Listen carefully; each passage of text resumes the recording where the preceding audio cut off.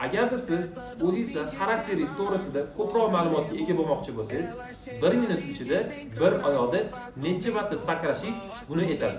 Bu testni boshlashdan oldin odamdan 1 minut ichida bir oyoqda necha marta sakrashini so'rashadi.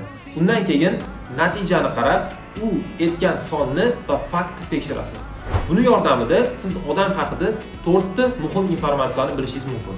Birinchisi prognoz qilish qobiliyati, ya'ni odam ish boshlashdan oldin o'zining imkoniyatiga qay darajada baho berishi. U o'zining ishiga past baho berishga moyilmi yoki naborot o'zining ishiga katta baho bera oladimi? Ikkinchisi bu stressga chidamlilik, ya'ni u taxmin qilgan sondan fakt katta farq qilsa, bu holatga u qanaqa reaksiya bildirishi. Uchinchisi bu challenge-ga munosabat. Agarda boshida katta son aytib qo'ygan bo'lsa, oxirgacha harakat qiladimi yoki yo'lda to'xtab qoladimi? To'rtinchisi bu haqqoniylik va ochiqlik. Agarda u xato qilgan bo'lsa, u xatoni ochiqchasiga muhokama qilib, undan xulosa chiqara oladimi? Agarda siz biznes va marketing haqida ko'proq bilimga ega bo'lmoqchi bo'lsangiz, kitob o'qing va o'zingiz ustida ishlang.